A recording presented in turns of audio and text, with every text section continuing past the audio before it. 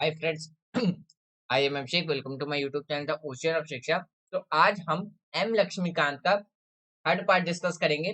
Third part जो कि हमारा चैप्टर 17 है, प्रेसिडेंट। आज हम अपने हमारे जो देश है, अपने देश के जो राष्ट्रपति है, उनके बारे में समझने की कोशिश करेंगे। किस तरीके से उनका क्या काम रहता है, क्या पावर रहता है, किस तरीके से उनका इलेक्शंस रहता है, हमारे कॉन्स्टिट्यूशन में किस पार्ट में, किस आर्टिकल में प्रेसिडेंट के बारे में बात रखी गई है। ये सारी चीजें आज हम चैप्टर जो हमारा 17 है उसमें हम डिस्कस करेंगे।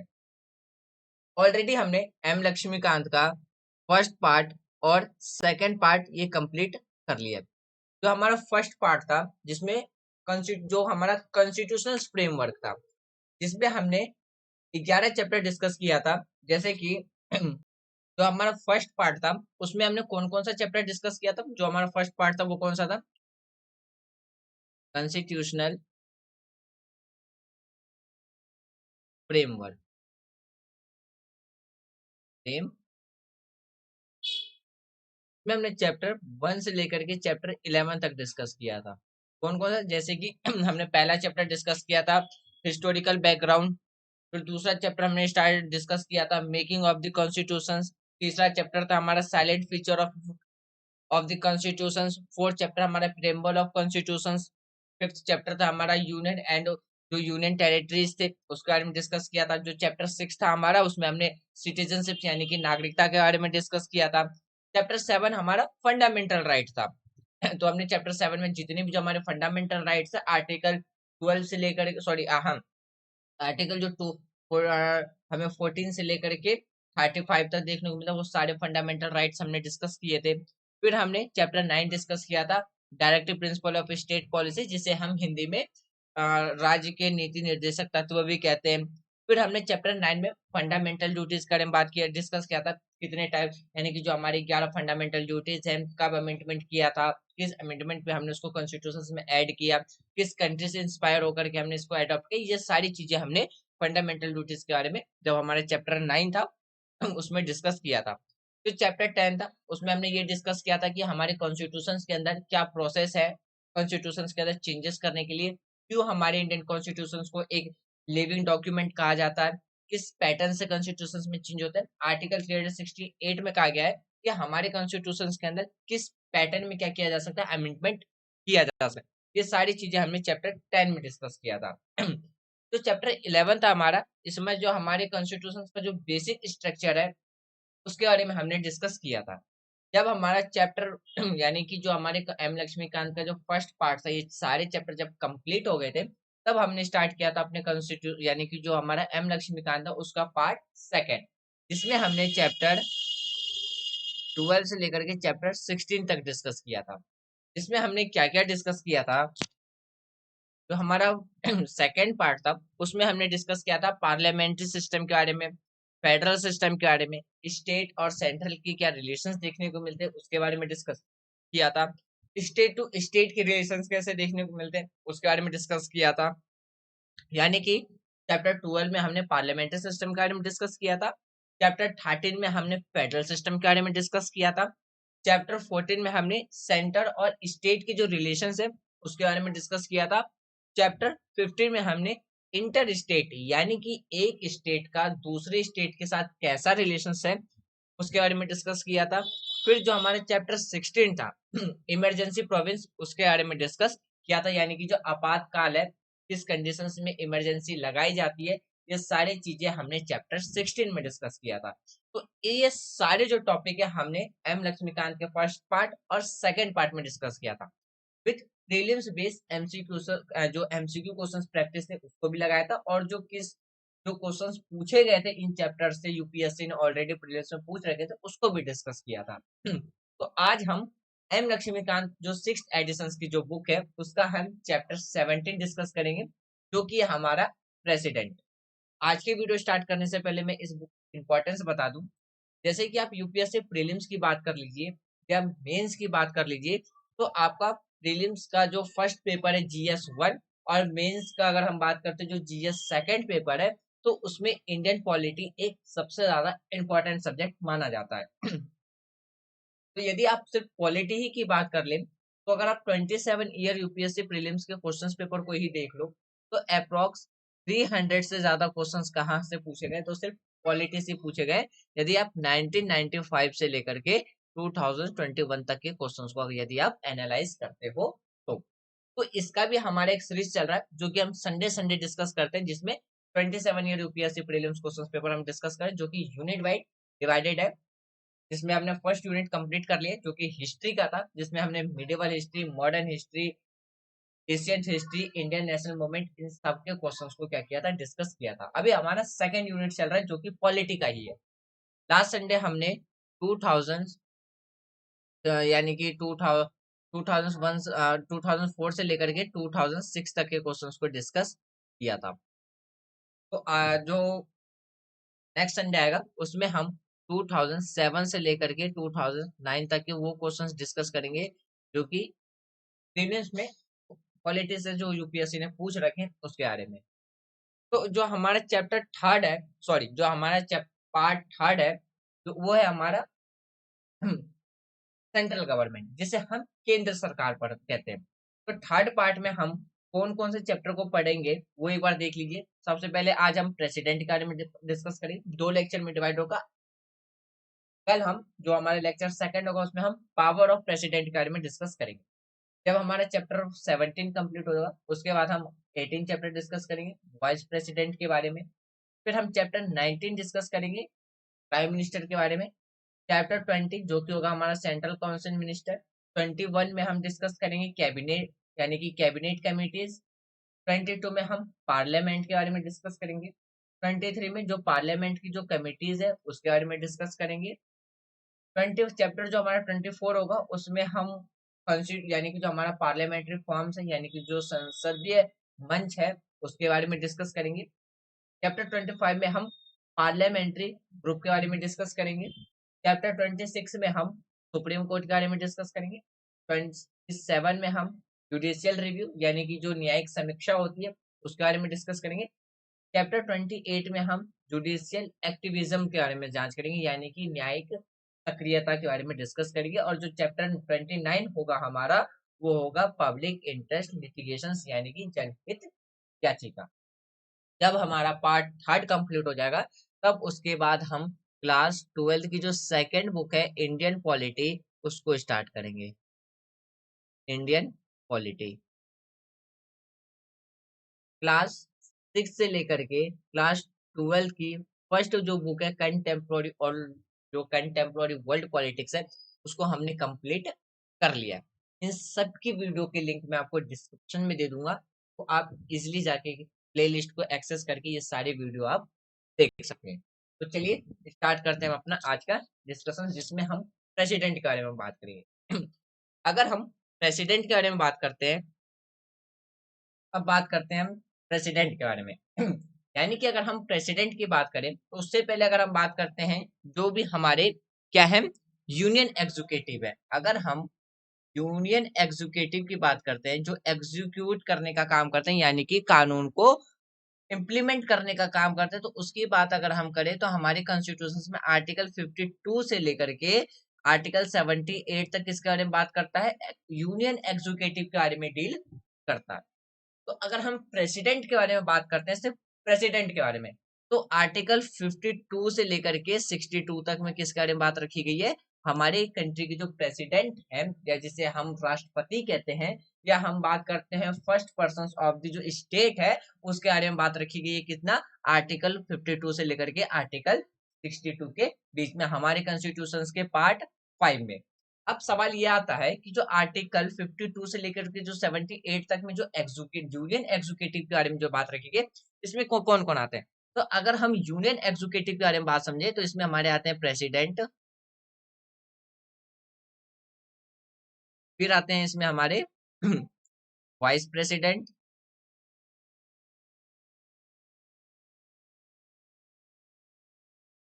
फिर इसमें आते हैं किसके बारे में, फिर हम बात करते हैं प्राइम मिनिस्टर,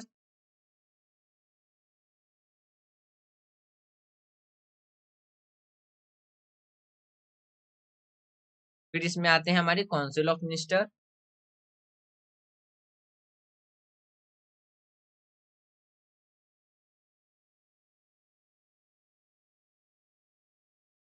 फिर इसमें आते हैं अटॉर्नी जनरल।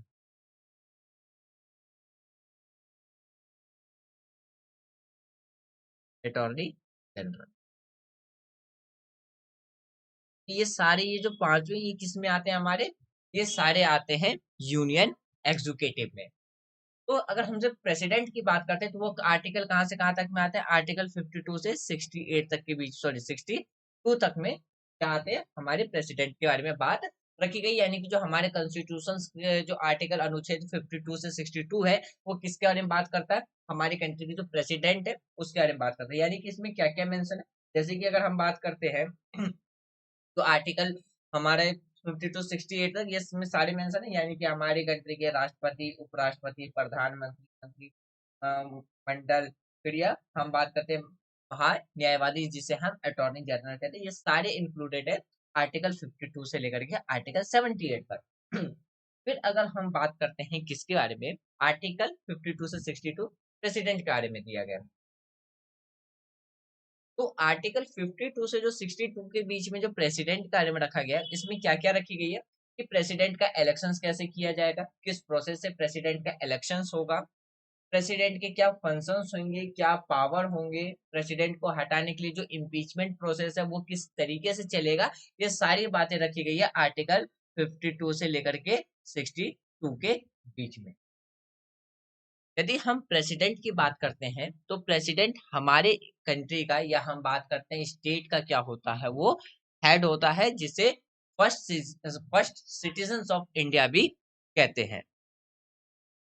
इसका मेन पर्पस क्या है, इसका मेन पर्पस ये है कि इसको हम क्या रखें, एक सिंबॉलिक के रूप में रख सके, किसकी, यूनिटी, इंटीग्रिटी और सॉलिडरिटी के रूप में। तो इसीलिए प्रेसिडेंट को हेड ऑफ द नेशंस भी कहा गया, फर्स्ट सिटीजन ऑफ इंडिया भी कहा गया। इसका मेन पर्पस क्या है, उसको हम किस सिंबल्स में रख सकें, यूनिटी यानी कि अखंडता, एकता यानी कि यूनिटी, इंटीग्रिटी और सॉलिड ट्रिनिटी के रूप में। अब बात करते हैं सबसे पहले जो प्रेसिडेंट है उनका इलेक्शंस कैसे होता है। तो अगर हम प्रेसिडेंट के इलेक्शंस की बात करते हैं तो प्रेसिडेंट का इलेक्शंस डायरेक्ट वे पे नहीं होता है, जिस तरीके से हम अपने एमएलएस को चुनते हैं। एमएलएस में क्या होता है, जब हम अपने कंट्री के जो लोकसभा में या इलेक्शंस देने जाते हैं या स्टेट लेजिस्लेटिव में इलेक्शंस देने जाते हैं, तो हम उस टाइम पे जो अपने रिप्रेजेंटेटिव होते हैं उनको डायरेक्ट चुनते हैं। यानी कि उनको हम क्या करते हैं, डायरेक्ट वोट देते हैं। तो जो प्रेसिडेंट है उनका वोट डायरेक्ट हम उसमें नहीं देते, इनडायरेक्ट वे में होता है। क्यों, कि जो हमारे द्वारा जो इलेक्टेड मेंबर होते हैं वो क्या करते हैं, प्रेसिडेंट को जाकर के वोट देते हैं। तो इलेक्टेड मेंबर कहाँ कहाँ के होते हैं, राज्यसभा और लोकसभा के दोनों इलेक्टेड मेंबर, स्टेट लेजिस्लेचर्स के इलेक्टेड मेंबर, स्टेट काउंसिल्स के मेंबर पार्टिसिपेट नहीं करते हैं प्रेसिडेंट के इलेक्शंस में। क्यों, क्योंकि सभी स्टेट में स्टेट काउंसिल नहीं है, जिसके वजह से स्टेट काउंसिल पार्टिसिपेट नहीं करते हैं प्रेसिडेंट के इलेक्शन। सिर्फ स्टेट लेजिस्लेटिव ही क्या करती है, लेजिस्लेचर ही क्या करती है, प्रेसिडेंट के इलेक्शंस में पार्टिसिपेट करती है। फिर जो भी इलेक्टेड मेंबर होते हैं किसके, जो यूनियन टेरिटरी, जिसमें अगर हम दिल्ली और पौंडीचेरी है, दो ही ऐसे यूनियन टेरिटरीज हैं, दिल्ली और पौंडीचेरी, जिसमें स्टेट लेजिस्लेटिव हमें देख, सॉरी, हाँ, स्टेट लेजिस्लेचर देखने को मिलता है, और उनके जो मेंबर्स है वो पार्टिसिपेट करते हैं किसमें, प्रेसिडेंट के इलेक्शंस में। फिर बात करते हैं जो नॉमिनेट पर्सन्स होते हैं, कौन, जो नॉमिनेट पर्सन्स होते हैं,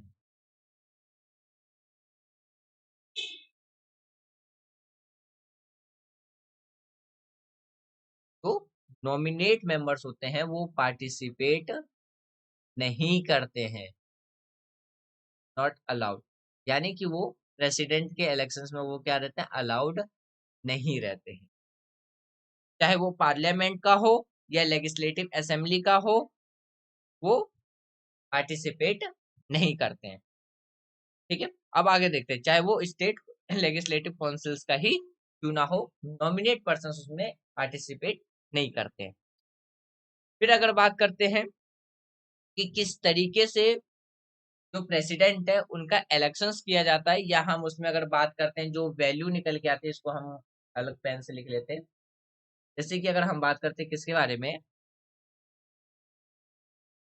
value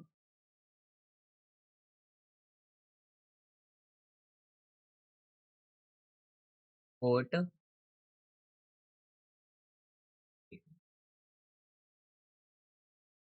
value of the vote of N MLA.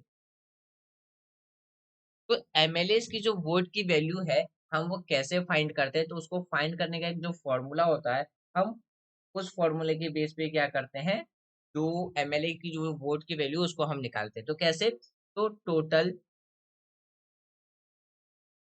Population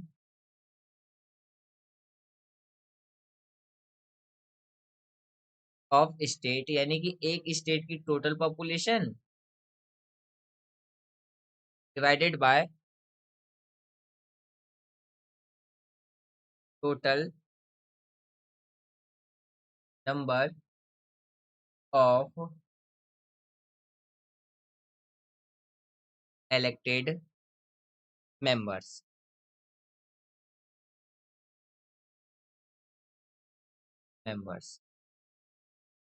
जिसमें इन द स्टेट लेजिस्लेटिव, और उसको हम क्या कर देते हैं, मल्टीप्लाई कर देते हैं 1 में 1000।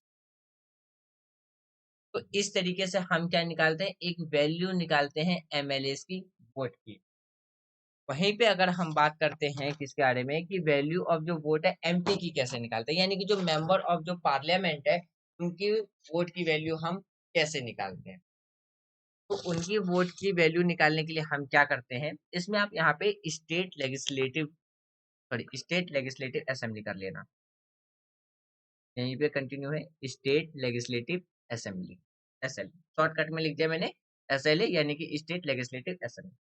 फिर बात करते हैं किसके बारे में, कि किस तरीके से वोट की वैल्यू निकाली जाती है एक एमपीज की। यहाँ पे तो हमने एमएलए की बात की थी, अब बात करते हैं एमपीज के बारे में। तो वैल्यू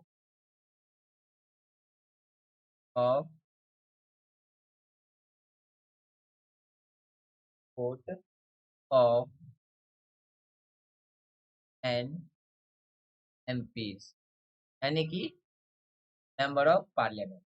तो इसको निकालने का जो फॉर्मूला होता है वो किस तरीके का होता है, इसमें हम रखते हैं total value of vote of all MLA of all state. कैसे निकालते हैं हम इसमें, total value of votes of all MLAs of all state, of all. इसको हम डिवाइड कर देते हैं किससे, total number of elected member, elected member of parliament, members of parliament। इस तरीके से हम निकालते हैं जो एमपीज होते हैं, यानी कि जो मेंबर्स ऑफ जो पार्लियामेंट होते हैं, इस तरीके से हम उसको फाइंड करते हैं कि उनकी वोट की वैल्यू क्या होगी।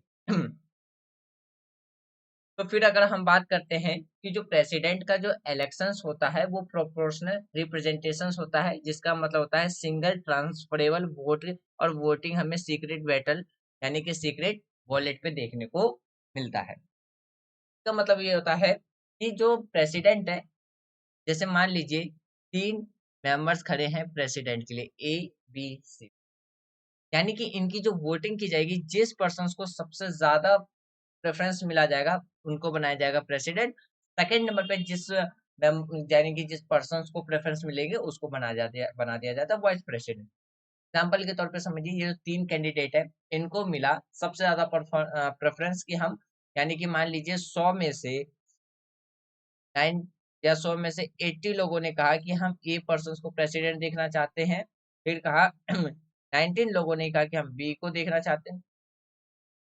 या जो भी प्रेफरेंस दिया जाता है, जैसे कि मान लीजिए कि इनको पढ़ा 90 लोगों ने कहा कि हम ए को प्रेसिडेंट देखना चाहते हैं, इनको कहा गया कि 75 हम बी को प्रेसिडेंट देखना चाहते हैं।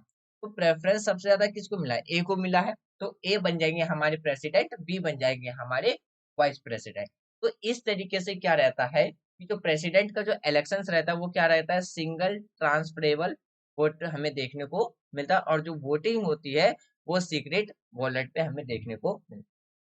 दूसरा पॉइंट यहाँ पे ये याद रखने वाली चीज है कि जितने भी जो डिस्ट्रीब्यूट्स होते हैं रिगार्डिंग प्रेसिडेंट के इलेक्शंस के, तो इसको सिर्फ कौन रिजॉल्व करता है? सुप्रीम कोर्ट रिजॉल्व करता है। इसमें हाई कोर्ट मेंशन नहीं है।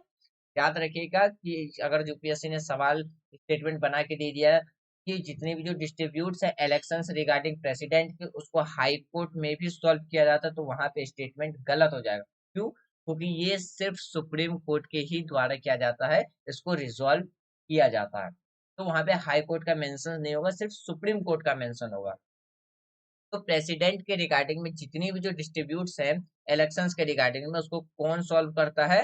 तो उसको सॉल्व करता है हमारा सुप्रीम कोर्ट। कौन करता है? Supreme court. अब बात करते हैं किसके बारे में कि उनकी क्वालिफिकेशंस क्या होनी चाहिए। अगर हम लोग अपने प्रेसिडेंट की क्वालिफिकेशंस की बात करते हैं, तो सबसे पहले क्या होनी चाहिए? वो 35 ईयर्स क्रॉस, 35 ईयर्स या 35 ईयर्स एज को वो क्रॉस कर लेने चाहिए।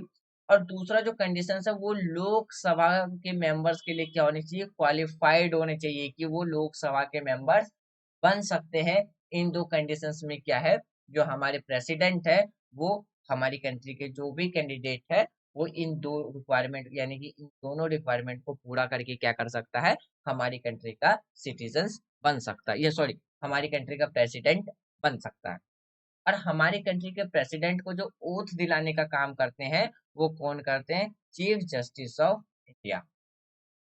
इसलिए कहा जाता है यदि किसी कंडीशंस में प्रेसिडेंट और वाइस प्रेसिडेंट हमारी कंट्री में ना हो, या किसी भी अनफॉर्चुनेट कंडीशन ऐसी आ जाए कि हमारी कंट्री में राष्ट्रपति और उपराष्ट्रपति नहीं है, तो उनका कार्यकाल तब तक के लिए कौन संभालेगा? तो चीफ जस्टिस ऑफ इंडिया संभालेगा, जब तक नए प्रेसिडेंट और नए वाइस प्रेसिडेंट कंट्री को ना मिल जाए।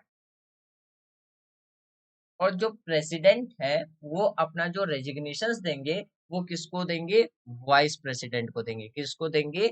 वाइस प्रेसिडेंट को।